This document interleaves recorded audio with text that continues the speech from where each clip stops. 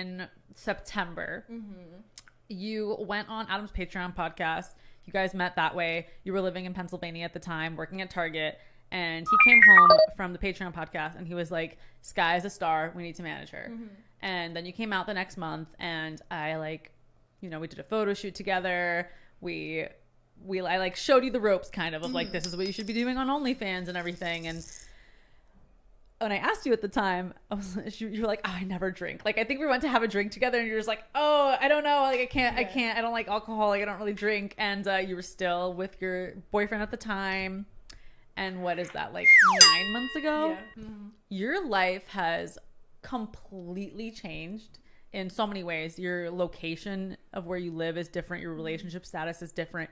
Your financial status is totally different. Right. Your social circle is totally different. Like, everything about your life has changed. Message! And everything has changed in, I would say, positive ways.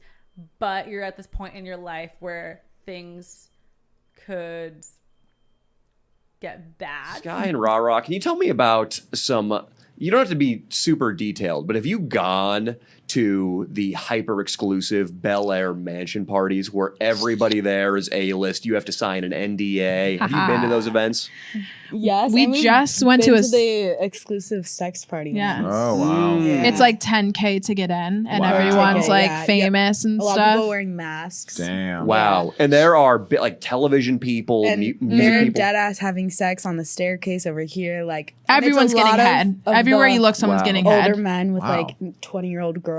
Wow. Just everyone, yeah. Are the chicks famous or are the chicks just really hot girl? The girls are getting paid to be with the men. With the old Yeah, men. it's mostly known men, I would say, and just Yeah. like pretty young girls. Every single room has a bed in it. There's girls hired to work the events, and Yeah. they're like decked out, like they have their makeup done. They're super beautiful. all Like, naked. Yeah. every girl there is super beautiful, like top model. And that was my first time going. That was her second, yeah. right? But that was really interesting. I want to go back. drugs on platters. They See. like bring What? it out and offer Yeah. you, like literally on platters. What kind of drugs? Like blow.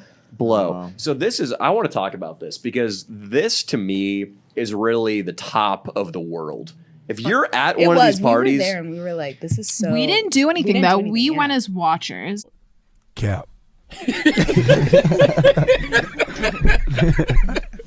Now with the album out, are you paying attention to what? Yeah, because it's a lot to take in. When King you're Croc, there. you should go as a watcher. I'm sure they love it. Watch some people get packed out. But that is really, I've heard it said that is the American dream, to be doing cocaine in the Hollywood Hills with celebrities. Bret Easton Ellis, one of my favorite writers, said that. He wrote American Psycho. I love that guy. But that really does sound like, and I'm not saying that's happiness, but that sounds like the American dream to be at one of those parties. So you girls pull up. I imagine it's in Bel Air or Beverly Hills. Right. Yeah. And it's a $30+ million mansion. Yeah. Yeah. Jake Paul stuck his fingers up her ass 10 minutes after she took a shit, and he put them in my mouth, and I sucked it off, and I said, like, smelled like shit afterwards. It was, it was really bad. Like when Steven takes his shit. Starting. Here today with me, I have Miss Kazumi. You might know her as the gangbang girl. I want to try to drop that title with her today and get beyond the gangbang girl. Yeah, what else is there? Nothing. What? Yeah, Don't say that. Just the big things. Yeah. But I just want to start with the basics. Like, tell me about your life growing up. My life growing up, I had a really strict upbringing. I wasn't allowed outside till I turned 17. Like in the playground? No, like it was like when the school bell rang, my parents were already outside. So summers, weekends, vacations, I didn't go out or socialize at all. So I felt like all my friends were on the internet, which is like the worst thing to do. Like it's like I'm gonna fucking make weird friends on the internet if you won't let So me go you were outside. allowed to go online, but you weren't allowed to go outside. I had a Nook, which is like a Kindle. Yeah. And on Wi-Fi, it had the internet. So yeah, You could access everything. so I through wasn't that? allowed to have the internet. But they didn't know. My Asian parents didn't know that she could like go on the web. But I would email friends. So that was the extent of your communication, was the outside world. Your Nook Yes. and email. I wasn't allowed to have any social media. Oh my God, I'm like so sad for you. So you're the friend where I'm like, hey, like, can we hang out this weekend? And you just have to be like, no, my parents don't let me do anything. Actually, I'm the friend you've stopped asking to hang out because you know the answer. So now I just perpetually feel left out and depressed all the time. So if you don't know this, Kazumi, she's on OnlyFans. She's the gangbang girl. So like clearly your parents, the way that they raised you maybe backfired a little bit. I see. People like to say that, like they're like, "Oh, of course you had daddy issues, and of course you lived." No, but like I wouldn't say it's daddy issues. I feel like it's just like the repressed childhood, right? I would say, but I would say I was always terminally horny. Like it was always like an element of myself. Like it didn't stop me. I just learned how to be super sneaky. Like I wasn't allowed to have any outside things, but if I signed up for a school club, I could stay after. So because it was like extracurricular, yeah, because it's like I could have chess club, but like chess club would be. So do you think your biggest surge was the Harvard Kazumi meme, or was it like the No Jumper gangbang girl? I would say it was the No Jumper gangbang thing that kind of kept me in the little in the relevancy, because it made it really easy to stay relevant, because No Jumper cycles through. It's a video that's never going to be deleted, you know. It's like it's there forever, and it helped me jumpstart like different things, like doing Instagram skits and like other like bigger collabs. Like I don't know if Angela White would have DM'd me without seeing that video.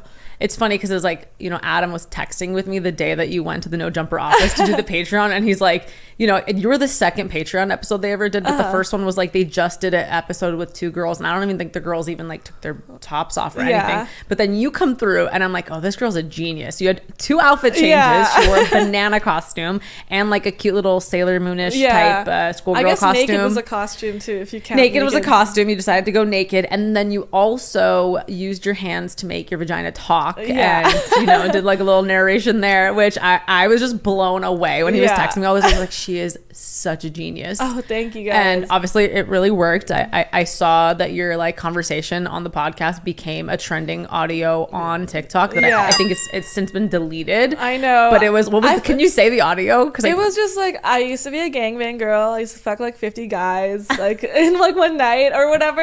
Honestly, it was true. I did in fact fuck 50 guys. That was in one night. It was a viral story that was truthful. You're not making it up. I sometimes tell people like 37 as a joke, but yeah, I kind of did that. You sat there and you tallied them on your hand. I can invite you to these parties. They might recognize you. Cap.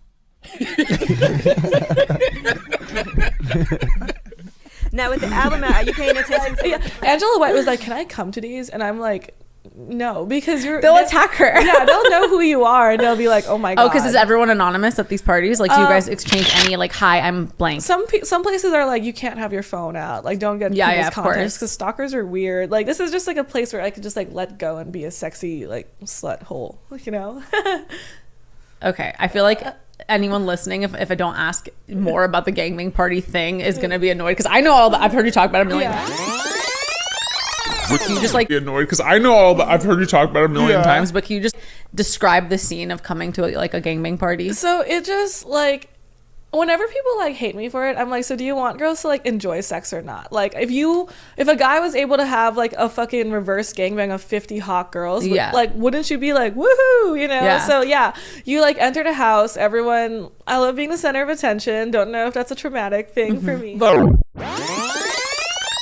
And don't know if that's a traumatic thing for me. The thing about gangbang parties is that people are really nice and very respectful. Like I get a lot of social anxiety in a lot of places because I grew up a little sheltered. But here I feel like I can kind of be myself, which is like, you know, be slutty and horny without anyone really judging me.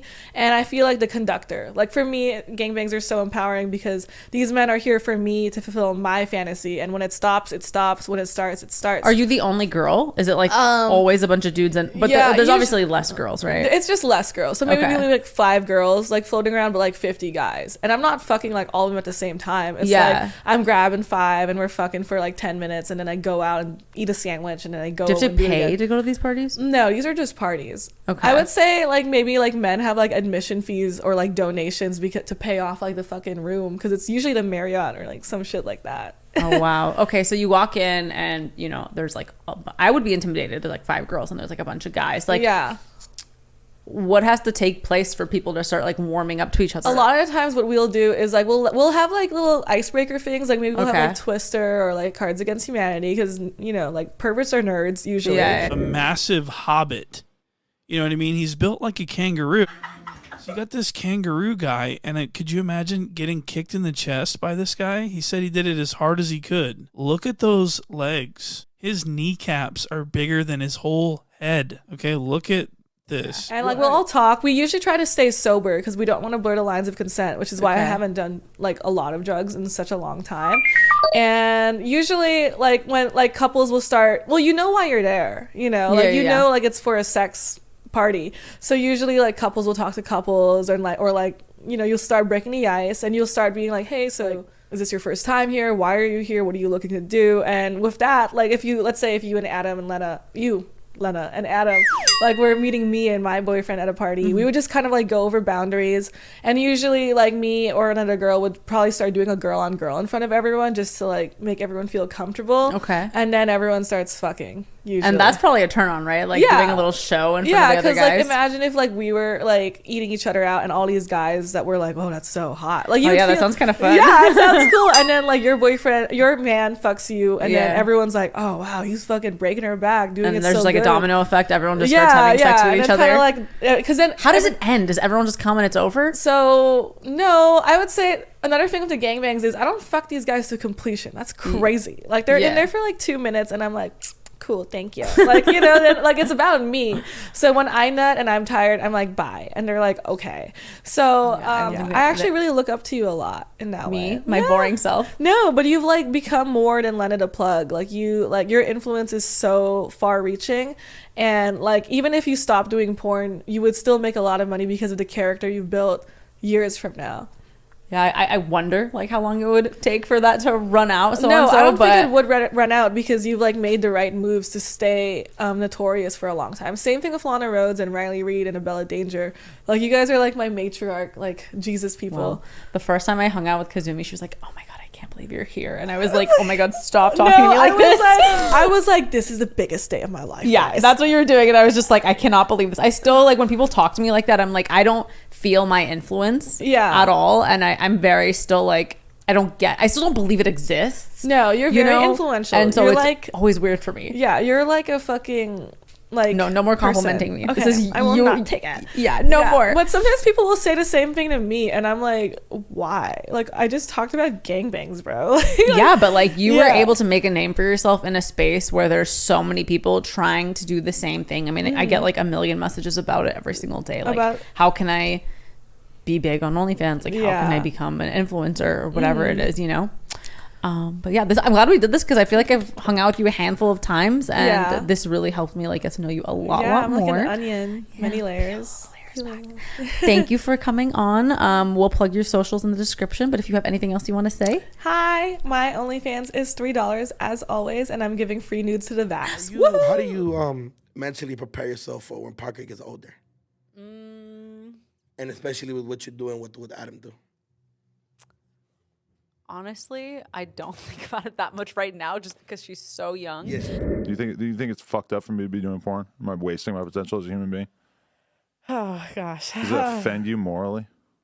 I don't really care what people do. Like it's not really my problem. No offense. Do I think it's like a net good for the world? Not really. I would think more about like your kids,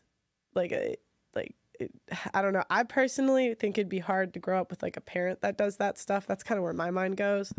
But again, that's respectfully, it's like not my problem.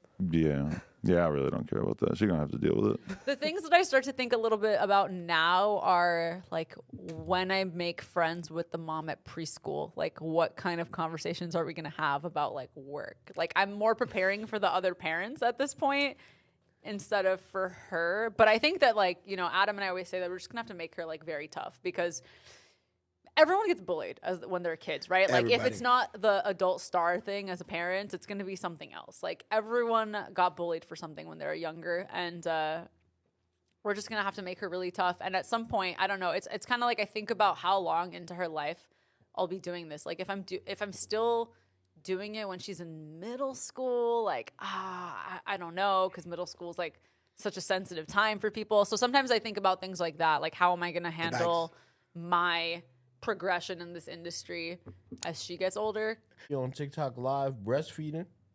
Nah, I'm gonna call Yuri and ask him about it. Yeah, so they just be on there breastfeeding, but they be showing the nipple. That's their way of doing some like OnlyFans type shit. What? Because you can show titty as long as you breastfeeding on TikTok. Is that a loophole for them to get bread? It's a loophole, bro.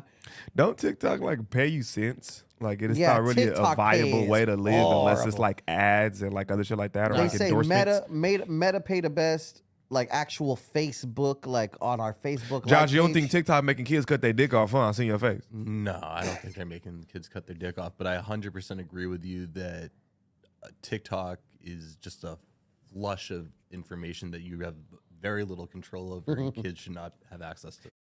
Are you guys He's like, that's it. You guys vaccinated? Yeah, I got my one shot only. How many years? Vax gang? I never went back to the. Yeah, I never went back either. I got one and I never went back. I acted like I was such a big Vax booster, but I never got a booster. So I acted like I was such a big Vax booster, but I never got a booster. So No. Really? I gotta leave this. This is pure evil. On this page is pure evil. And this bitch ugly as hell in the face. And look, I ain't here to like judge anybody's looks, but the fact is this. When you're trying to put yourself on Front Street as a porn star and then your man got the nerve to speak about me, well, fuck you, fuck everybody. I tell you why. If you're going to be with a man, be with an honorable man. If you're going to be with a man, be with a strong man. And be with a ruthless man if you want beef with me, because I don't give a fuck about nobody or nothing. You dig? Carrying on. Now I'm done with this rat face ass, plain face ass, old ass, fake titty. Look at these high ass titties. Fake titty, harlot, hoe ass, little bitch. I'm done with this hoe. How many titty suck pics? Oh, no, and they was training the child in the ways of evil. Oh, they didn't dress the kid up in the banana jumper and then feed it bananas. And again, you think this is a setting for a photo shoot for a child. But what this really is a porno setting. They're about to get this baby up out of here and shoot a OnlyFans and start stuffing bananas in Lena's mouth straight away and other places as well. But I ain't going to get into that. They got a food porn fetish. Y'all, oh, man, these people are sick. They're sick. Oh, my goodness. Now, let's talk about the pedophile guy. This broad might be a pedophile, too. As much titty sucking as she putting on the internet. And Lord knows them fake-ass titties don't produce milk. Oh, this broad is a nut. Look at this airbrushed ass shit right here.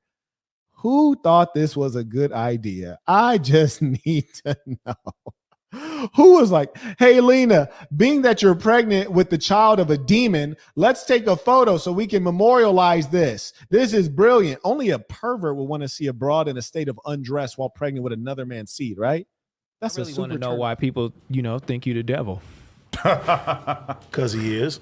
That shit sounded like some devil shit. Bro, it was crazy that people were sending me that shit, and I was like, they mad at me now. And I'm like, what the fuck are y'all talking about? And I was like, oh. Why? Because you fuck with the devil? They think I'm the devil now. They was like, AD's ignoring the signs. I talked about every single thing. He didn't talk about the tattoos. He's one of them. I was like, come on, man. Clear him up. What is the specific accusation that I'm being hit with here? Well, they told me at first, the whole way it started, they was like, your dad was a Fed. And I was like, well, send me the video. My dad was not a Fed. My dad was actually in prison. His dad served fentanyl. For a year. No, he did not. He was convicted of, he took a plea bargain. Promoting evil in the music. I might be getting a little bit too deep here, but I don't really think that if you look at what Satan did in the Bible, I think the main gist of like why somebody might want to have a satanic The Satan symbol? Well, so it's just a tattoo, but in reality, it's a Baphomet, which is satanic symbol, yeah. But it's because if you actually look at what Satan did in the Bible, it wasn't much besides saying like, "Hey, shit, I'm going to do my own thing." Like Satan as a character, to me, is very American. When he said, "Look, there's two things you can say about this film. It's about sexual obsession and jealousy." That was it. That was sort of the standard press release. So that's what we said for a year and a half when people would ask us. And now when I look at the film, I think it's so much more than just that. It most importantly shows what happens to those who try to expose what goes on in their private events. I believe this movie was a clear warning for anyone who ever oversteps and tries to expose them, as everyone who did in this movie met a tragic end. The first thing we obviously need to talk about is the ritual we see when the doctor arrives at the house. This is a obvious Freemasonic ritual, as the scene is even shot in a Grand Lodge in New York City, one of the biggest Freemasonic lodges in the country. This lodge was also used to film for the series Gotham. All of the guests of the secret party were partaking in Aleister Crowley's ritual form of magic, called X-Magic. People who follow Crowley's teaching of OTO, Ordo Templi Orientis, believe that participating in this ritual gave them demonic blessings. Even the tapping of the staff can be seen in Freemason rituals. I wouldn't be surprised if the rituals were really going on during the film. Many of the people seen in the movie can't really be seen due to them wearing masks, so I wouldn't be surprised if they were truly Freemasonic members. When the doctor was taken upstairs, you can see what these men are into when they are together at these satanic parties. When the woman sacrifices herself for the doctor and saves him, at the end of the movie, it's confirmed that she was indeed sacrificed for him. I believe this directly points to the countless strange celebrity passings that always result in overdoses. To me, it's a clear reference to how they tend to deal with any of their problems. It's obvious what Stanley Kubrick was showing us with this scene. Many of us hear of the secret parties that are hosted for the elite, where the Freemason leaders meet to participate in rituals and indulge in every sinister desire without any consequences. I also believe this scene makes an obvious reference to countless women who work as escorts that go missing and are never seen again. These are the perfect women for men like this to utilize, as the public usually look at those type of women as disposable. In the movie, there are many satanic references through the entire film that point directly to this being a warning and maybe even a confession. Could this movie be what happened to Stanley Kubrick? What happens in this movie seems to mirror what happens in real life. In the movie, the doctor sees something he shouldn't have, and when he tries to expose it, it results in dire consequences for many people in the film. Similar to what I believe Stanley did when he made this movie, trying to expose their secrets, ultimately paid the ultimate price.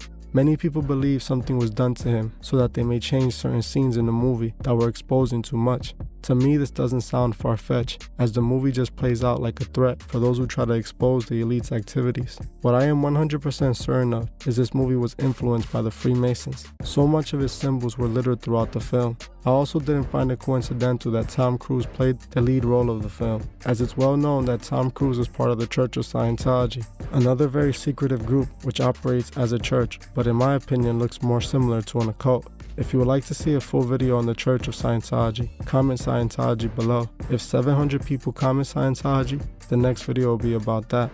At the end of the movie, the doctor meets with his rich patient that invited him and his wife to the ball. I believe this scene was done because Stanley wanted us to see who attend these events are the richest, most powerful men in the world. In one of my podcast episodes, my wife mentioned a secret party that was held annually by one of the richest families, the Rothschilds, called the Surrealist Party. In the photo of the Surrealist Party, you can see the guests who dress similar to those who attended the party in the movie Eyes Wide Shut. I don't think this is a coincidence. If you were to ask me, Stanley was most likely referring to the same people. You might ask yourself, why would the Masons allow this movie to be released, exposing them? Well, I believe the Masons had no issues with this movie being made after they removed what they didn't want the people to see.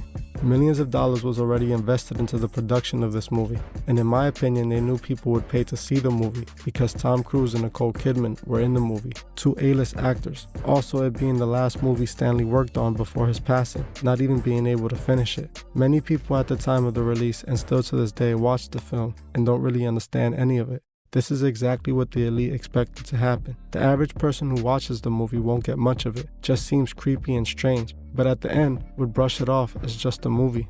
Those who get the movie clearly see it as a threat to think about before trying to expose those who run this world. We hear of men like Jeffrey Epstein, who were accused of doing the most despicable things possible, be allowed to be free and continue his evil for such a long time, without facing any real consequences. That's until the moment he was arrested and was about to start spilling names of those who participated in those parties with him. These people are allowed to continue their evil without ever facing repercussions for their actions. These are the men that run our world. These are the men pushing for a one-world government. Whether Stanley paid the ultimate price to be able to expose the truth, that's something we won't ever know for sure. What we do know is this movie is full of Freemasonic imagery, which tells a dark story. For just people to just cool off a little bit, you know what I mean? In terms of your obsessive fan base that hates you and wants to terrorize you? I don't consider those fans, you know? They're like anti-fans. Yeah. But they're like, they put a lot of mental energy into affecting you negatively, right? They did, but they don't anymore because out of sight, out of mind. So if you're not looking at it, then you don't see it. Okay, but I've seen it. I've seen it on Twitter. I don't look at it. I already know it's there. It's repeated things from spam accounts and a group of people that don't like me that are Backstreet Boy fans. Right. So you just ignore it. Yeah. What else you gonna do? I got millions of fans. I got hundreds of millions of fans. You don't think it's honest criticism? What? The stuff that they say about you. Do you feel like in reality it's not in good faith? No, absolutely not. I was trying to dig into it a little bit. Absolutely not. Yeah. It wasn't. What did you think? I mean, you have like the domestic violence situation. I seen somebody posted a bunch of texts that were alleging that you were talking to a minor at one point. I don't know if you want to speak on that. Is there any truth to that? Yeah, there was, but the rest of the text was never proven. Where I said, "You're underage. I can't talk to you," and that happened when I was like 19 years old. Dude, that's how old these messages are? Yeah. Oh. So I think yeah.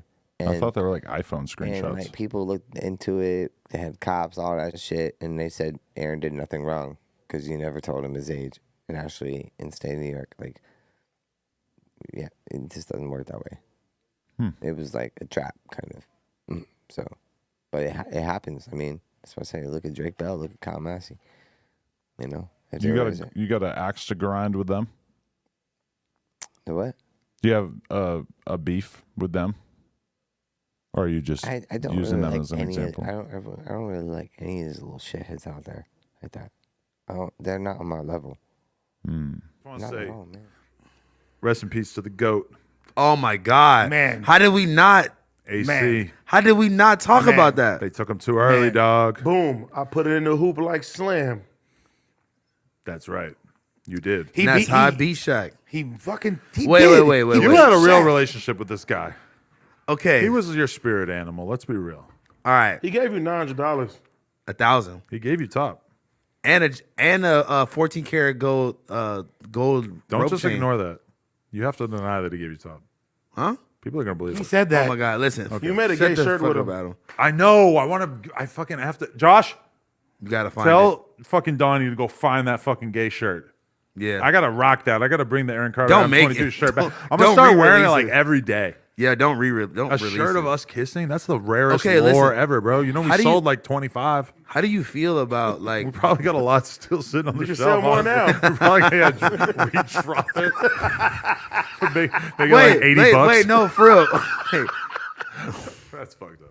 come on, man. Wait, listen, for real, bro. NoJumper.com. How do you feel about being his last on air? It's kind of eerie, man. Thing that he did. It's like we dropped it 3 days before he died. I don't know how we might have done it a week before that or like 5 days or some shit. So it was like we did this shit right before. How did he seem like when Bad. you did? He was fucking drinking lean. He was Damn, What? that's sad. yeah, and he fucking spilled some of it on the couch, and the dog started licking it up. And I'm freaking out, thinking that we're gonna get fucking animal control called on him, and they're gonna take his dog away, which I guess we don't really have to worry about now. But like, I'm you know, it was all bad. Like he's just fucking.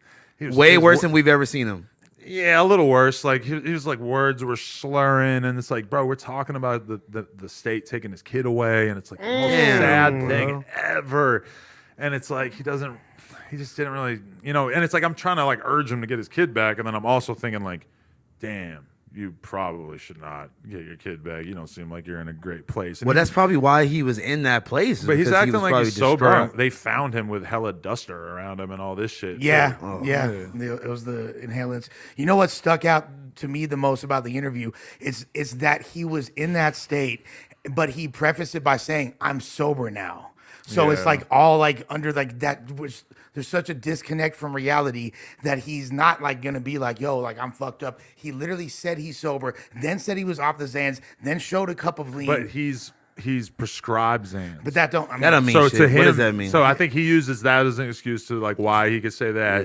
He's denying that it's lean, even though I'm gonna be real with you. I'm looking at it, and it's either like he went and got grape soda that was like the perfect color to look Yeah. like Come on, lean, bro. or it was lean. So I mean, I can't 100% say it, but it looked like Having it a script does not justify you Yes. taking pills. That's Thank like you. people could doc shop all day. You I was feel me? watching this YouTube video about him. You feel me? And he was saying that back then, where it was like, okay, the doctor's giving me this. But it was sad. Even the shit Blasey sent today, like the fact that, when he was crying, when he was saying that he had to do the MTV Cribs when his parents were about to get divorced and they was going to take everything away from him. It's sad. Damn, bro. It was He had a you rough could tell life, that man. he had a rough life, even knew all the fame and shit. He was Yeah. real troubled, man. And People think that like That fame money don't and mean money nothing. and all that shit just like automatically means you have no problems and you have nothing to worry about, bro. The crazy thing, he was a good guy, dog. He crazy really thing for me to say, 34 years old, dude. man. On that podcast, he fucking finally repents and basically says that Nick Carter was not a rapist or an abuser, and all this. And that's eerie about it because it's like you probably knew something was coming. And he gave me that painting, and I saw, I don't know how true some of this stuff is, but I saw some of the Backstreet Boys hive / like Aaron Carter people, like all these girls that talk about him on Twitter and shit, and they were talking about how he seemed like he was kind of giving away a lot of his shit. Him and his girl But he allegedly been- broke up like 2 days after we did that fucking interview. But he's been like that. Remember, he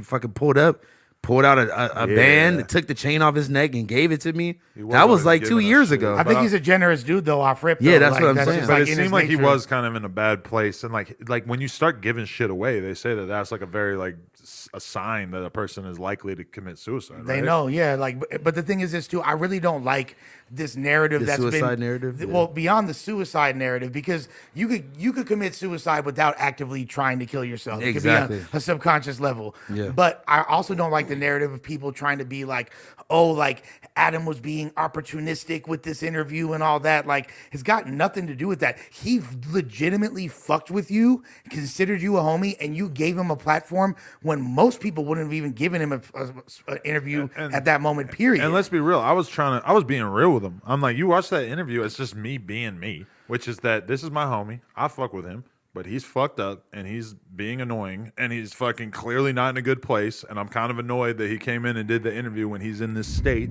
Thank you, Boom Gang. Boot gang, whole lot of gang shit. You already know, we out here. We here with No Jumper. We lit. That's just how it goes. Gang.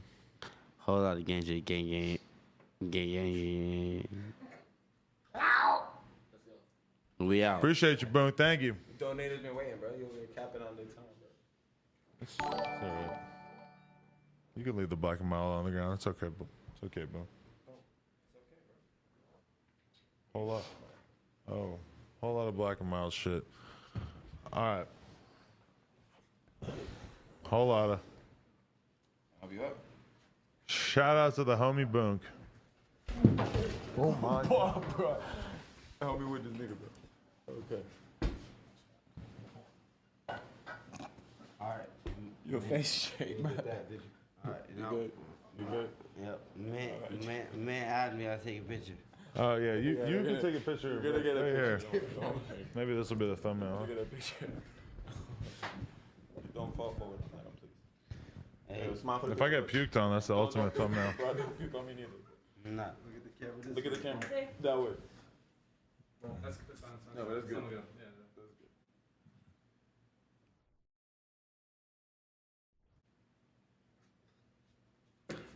All right, they're good. All right. Appreciate you, Boonk. You want your black? Nope. No? Nope. Wow. Take care, bro. You having a Appreciate you. back to studio? Oh shit. Oh man, that was something. That was something else. And I'm not in denial about that. That's reality. Is that it's like I'm not thinking about how it's gonna look if he passes away right after that. I'm just being real. Who's with him. thinking about that? Yeah. Hell no. I'm just like No. I'm hoping he could get his shit together and everything. Nobody but- can predict that. Exactly. Like I mean, I had Especially that fast. I've had people in my life that were way closer to me that I had to just straight cut ties with because they were just bringing too much chaos to my life. You know, it's like if you see that and you think like Adam's being too rude to Aaron or whatever, it's like, bro, that's where I was at. He wasn't acting like he had a problem. He wasn't acting like, oh yeah, I need to go to rehab and get clean or whatever. And I'm gonna be real with you, it's like he seemed like he was kind of too far gone at that point, where it didn't seem like he was very likely to take his health seriously and actually get clean and all that shit. It didn't seem like he was ready to make that fucking decision. And they're not taking it in the proper context. They're looking at this interview after he's already dead. Yeah. And then like retroactively. All you hindsight ass niggas, bro. They're gonna break that shit down and try to come up with whatever the fuck they come up with anyway. Everybody likes to hindsight some shit and give your hindsight ass opinion. Like, come too weird. I think I changed it to the Shaq one, but I just didn't feel proper like eulogizing somebody while I want candy. The vibe was weird. It's a weird vibe. The Shaq song was a little different. It was like more athletic. But dude, talk about some creepy shit. I was like arguing with him, sitting right in that chair. I'm not saying that you're gonna die or anything as a result of sitting there. In but Lancaster, California. he's sitting there arguing with me about whether he was a legend or not. Because he goes, I don't like to be called a celebrity. I don't like to be called a genius. I don't like to be called a legend. Well, I'll be called a legend or whatever, like some shit like that. I'm like, no, you are a celebrity. That's not up for debate. Your legend status is up for debate. Definitely. He's not a legend. A legend has to be good, right? A legend has to, by definition, be good at the thing they were a celebrity for. Okay, he is actually channeling himself through my brain right now from heaven to tell you that he sold like 700 million records or some shit. A lot of people are actually saying that some of his claims were cap about how many records he sold, like in the comments or whatever. But Aaron Carter is right now communicating to me that those people are full of shit. So he wants to make clear that he's a legend. But how? To what level are you a legend? Like, to what? Am I a legend? To what level do we have to reach to be a legend? Because I'm gonna be real with you. If you're like a YouTuber with like a couple million subscribers that has like a decent following, I think that you're easily a legend. For me, Aaron Carter, legend. Yeah, like. Forget about the music. The interviews alone were legendary. I'm sorry. If you have a series of like multi-million view interviews on a big platform like No Jumper, that's good enough for me. You're a legend. You made a dent. If the interviews were, I don't think of any YouTuber as a legend.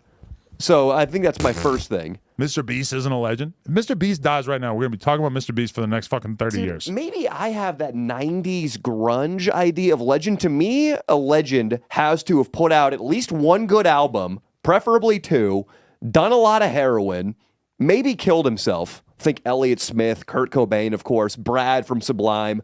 I need something like that. And it really hurts your legend status when every week, like clockwork, somebody puts a mic in front of your mouth and you say everything on your mind for an hour.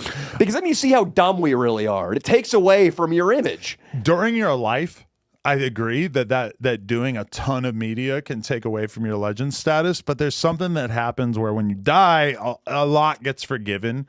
And like the fact that you were blowing yourself out, the fact that you made 5 million fucking songs that nobody cares about, rarely gets calculated into the legend thing. Like all the bad stuff kind of gets pushed to the background unless it's like you're Kobe and it's bad enough that they still have to talk about it all over again.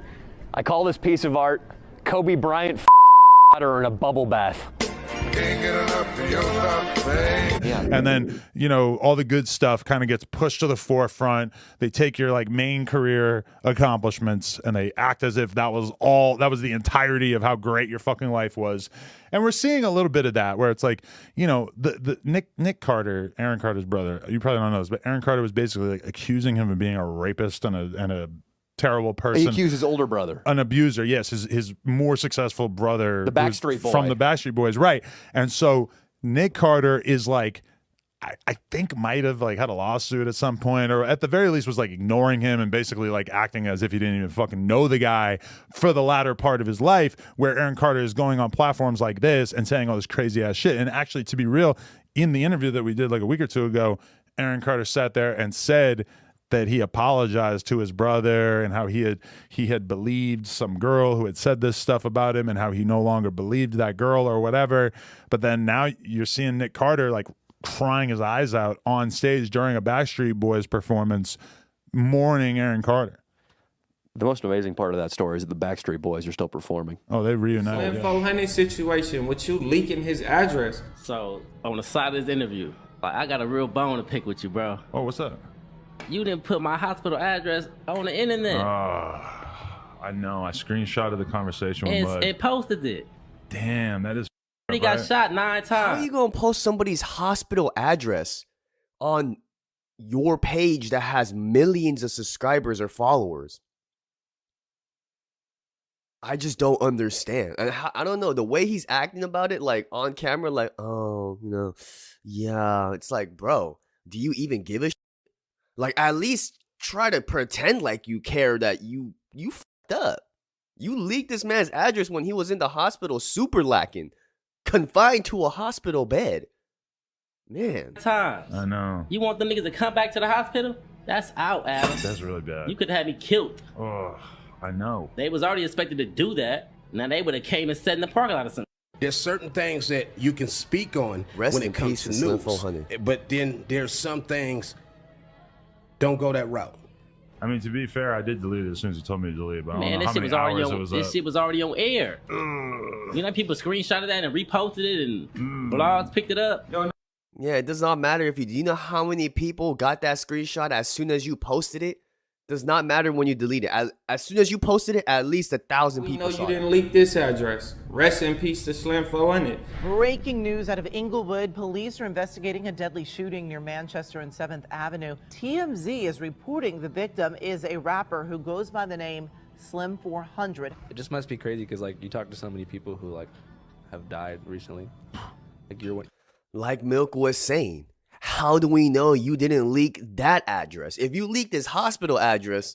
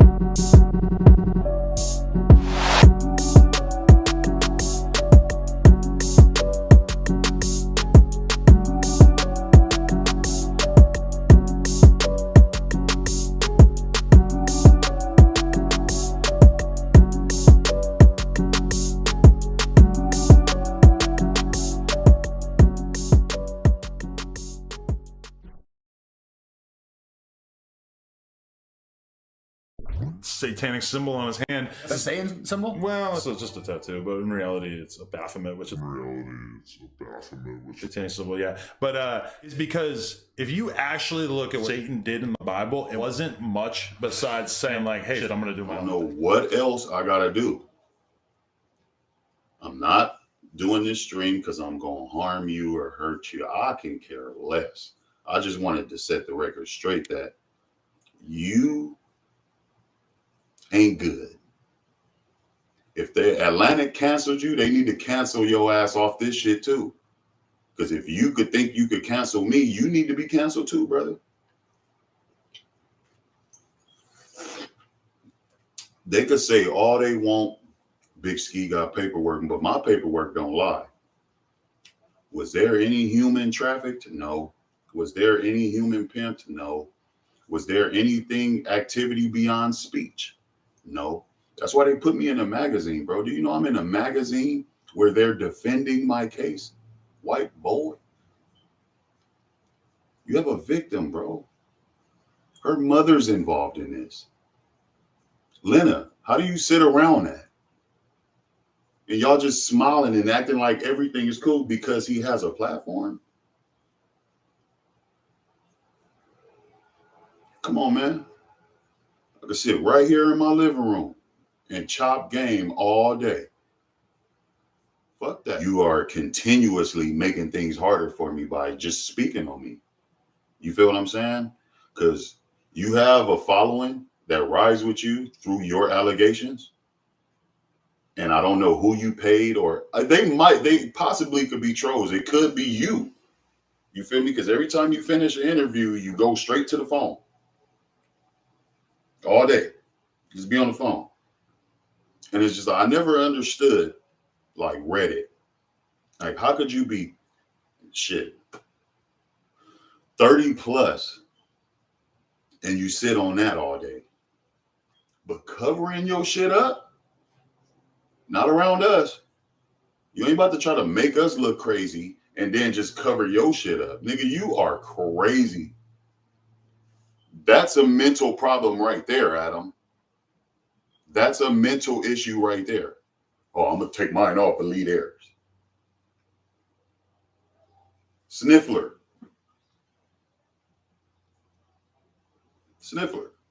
That's a problem. You feel me? My thing is, leave Big Ski the fuck alone. I'm on your ass, tobacco man, crackhead, meth head, Adolf Sniffler.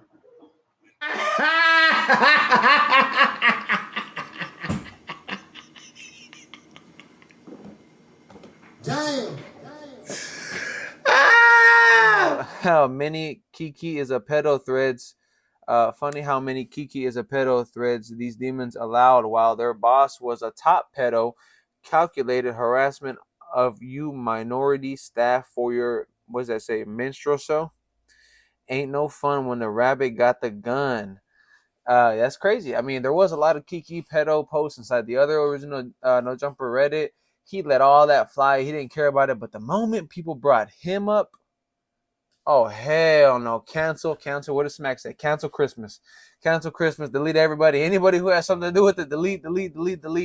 I mean, they're blocking everybody. That's a funny little animation. I ain't going to cap it with you. So then the next one's over here. It's been a rough 2 weeks for Gilligan22, and you got everybody jumping his ass. You got Milk 7-4 with the drop kick. Boom. You got House Phone with the little baby kick. That makes sense. You know, House Phone, after what just happened, he throws a little kick. Okay. Then you got Big Punsky over there holding them back. It looks like he's about to get in some too. But that's crazy. And as you can see the comment, FU Pedo 22. That's crazy.